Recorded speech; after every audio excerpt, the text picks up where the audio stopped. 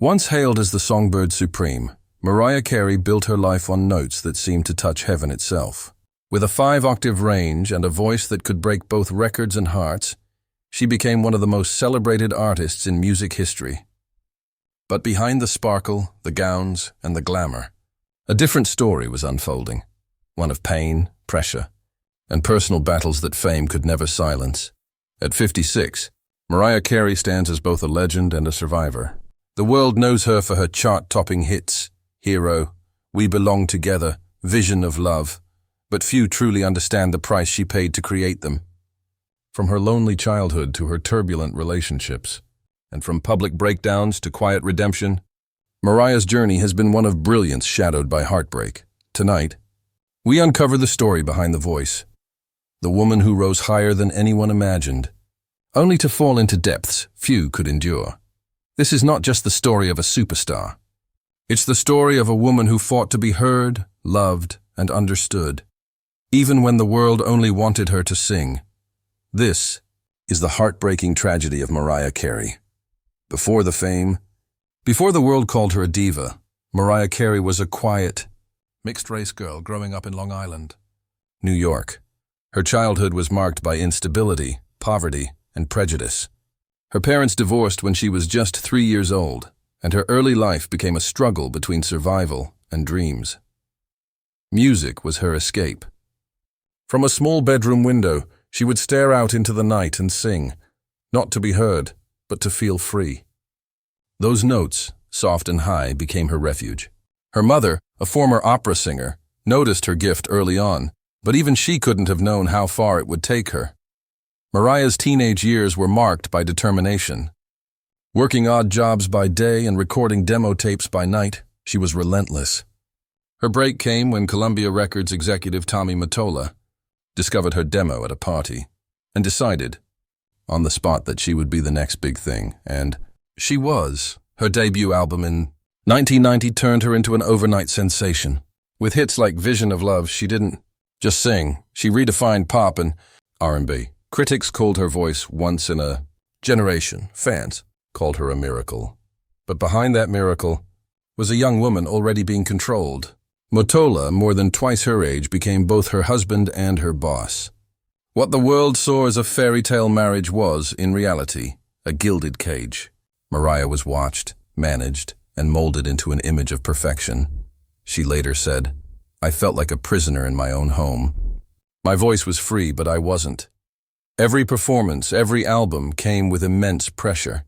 To be flawless, to be marketable, to never make mistakes. Fame was both her dream and her tormentor. Still, she sang. Through the 90s, Mariah dominated the charts. She broke record after record, but with every success came exhaustion, loneliness, and emotional strain. Her voice, her greatest gift, became a symbol of expectation. When she smiled for cameras, no one saw the woman crying behind closed doors. In her diary, later revealed in her memoir, she wrote, "People loved my voice, but nobody listened to me." It was a sentence that captured her life's paradox, a woman who could silence stadiums but couldn't quiet her own pain. The world saw a superstar. But inside, Mariah Carey was slowly losing herself. By the late 1990s, Mariah Carey wasn't just famous, she was untouchable. The charts belonged to her, the awards were hers, and her voice was everywhere. But success, as she would later admit, came at a devastating cost. Her marriage to Tommy Mottola, once the source of her fame, had become suffocating. Every decision, every outfit, every song was controlled. She was watched constantly, her every move monitored by security. The lavish mansion she lived in wasn't a home. It was a golden cage. I couldn't breathe, she said years later. I was surrounded by people, but I was completely alone. In 1997, Mariah finally broke free. She divorced Mottola, hoping to reclaim her freedom. But freedom, she discovered, can be lonely. The media painted her as unstable, difficult, even ungrateful. Behind the headlines, she was fighting exhaustion, sleeplessness, and depression. The cracks that had long been hidden were beginning to show. The pressure reached a boiling point in 2001. That summer, while filming Glitter and preparing for its soundtrack, Mariah suffered what the world would cruelly call a meltdown. She appeared on live television, rambling and disoriented, and days later was hospitalized for what her team described as extreme exhaustion. The tabloids were merciless. The woman once praised as flawless was now mocked on front pages, but behind the spectacle was a truth few understood. She was breaking down. Years of relentless work, emotional isolation, and the trauma of her early life had finally caught up with her. She had been living as two people, Mariah Carey, the star, and Mariah, the woman who longed to rest. In one haunting interview years later, she said quietly, "When you're the product, you forget that you're also a person." The failure of Glitter at the box office only deepened her despair. It wasn't just a professional blow, it was public humiliation. Critics called it the end of her career. Labels dropped her. The music industry, once obsessed with her, turned its back overnight. And yet, in her darkest hour, she did what she had always done. She sang. In 2002, she began working on a new album, The Emancipation of Mimi. It wasn't just a title, it was a statement. Through heartbreak, ridicule, and collapse, Mariah found a way to rebuild herself. The record became one of her biggest comebacks, reminding the world that her voice, fragile and fierce, could still soar above the noise. But the scars of that era never truly faded. The woman who once sang Hero had become one for herself, surviving mental collapse, media cruelty, and the suffocating weight of fame. "I was broken," she later said, "but I wasn't finished." Behind every performance from then on, every smile, every high note, there was a shadow of what she'd endured. Fans cheered her return, but only those closest to her knew the truth. Mariah Carey had paid a heavy price for her resurrection, and while the world moved on, she never truly escaped the pain that had haunted her from the beginning. The loneliness that came with being extraordinary. The voice that once lifted millions was now learning how to heal itself. By the time the world began to move past her breakdown, Mariah Carey had already learned the hardest lesson of all. Fame gives, but it also takes. It gives applause, money, and adoration, but it takes peace, privacy, and sometimes sanity. After the success of The Emancipation of Mimi in 2005, Mariah appeared to have everything again. The record shattered sales expectations, and the single "We Belong Together" became a global anthem. On stage, she sparkled. Glamorous gowns, radiant smile, flawless vocals. But off stage, the story was different. The woman who once ruled the charts was now quietly confronting a battle most never saw. The world's love had returned, but so had the anxiety. Mariah's perfectionism, the same quality that had built her empire, began to wear her down. Every appearance had to be immaculate. Every performance had to silence her critics. The fear of losing control lingered like a shadow. In rare interviews, she opened up about the crushing pressure to always be Mariah Carey, the diva, the legend, the icon.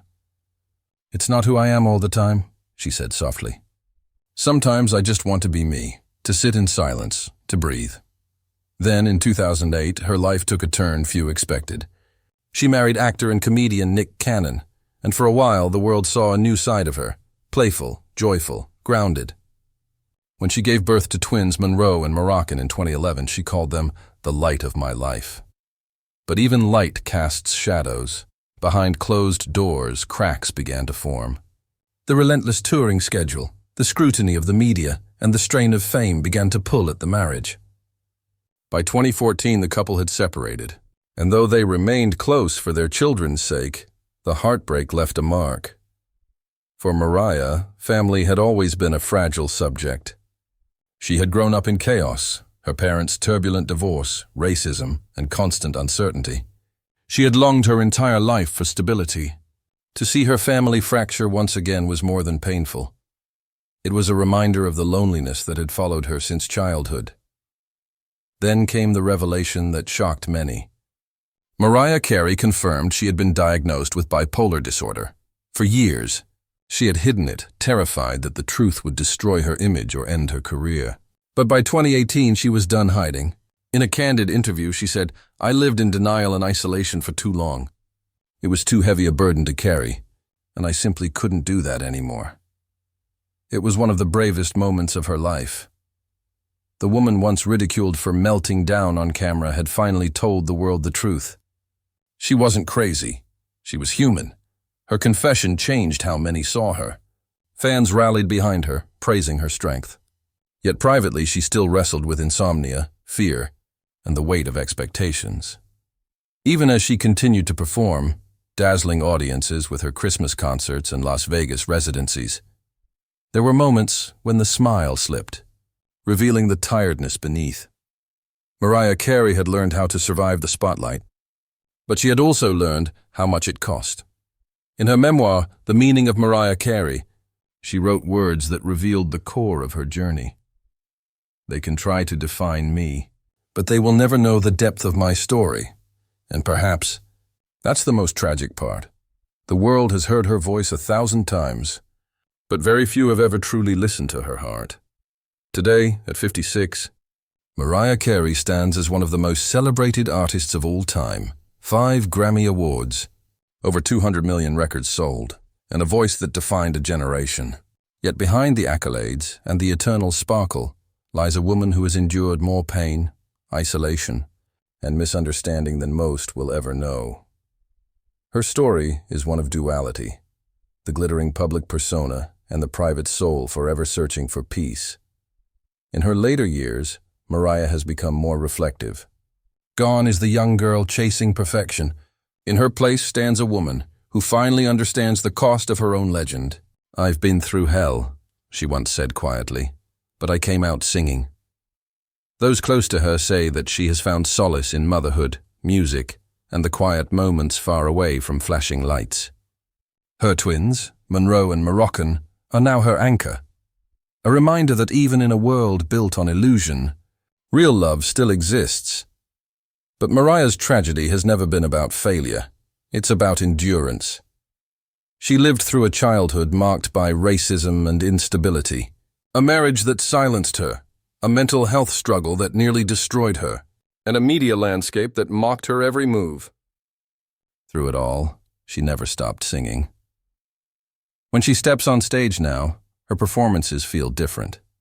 There's a gentleness in her eyes, a trace of someone who has seen the worst of fame but still believes in beauty. The applause isn't just for her voice anymore. It's for her survival. Even her Christmas anthem, "All I Want for Christmas Is You," has taken on new meaning. What once was a festive pop song now feels like a message from a woman who spent a lifetime searching for something money and fame could never buy: belonging. Her legacy, however, is undeniable. Artists across generations cite her as an influence. Her vocal range, songwriting, and reinvention paved the way for countless others. Yet, perhaps her greatest contribution is her honesty. Her willingness to finally show the world that behind the diamonds, there is a heartbeat. Mariah's life reminds us that tragedy doesn't always come in the form of loss or death.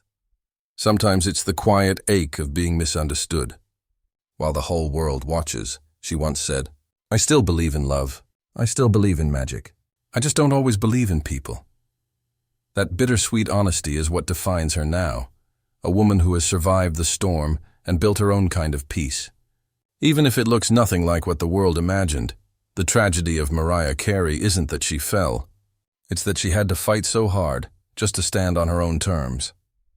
As the lights fade after another performance, she smiles softly, clutching the microphone that has been her lifeline since childhood. The crowd roars, unaware of the ghosts she's learned to live with. In the silence after the applause, one thing remains certain: Mariah Carey's voice may have been her gift to the world, but her strength, that quiet, unbreakable resilience, is her true legacy.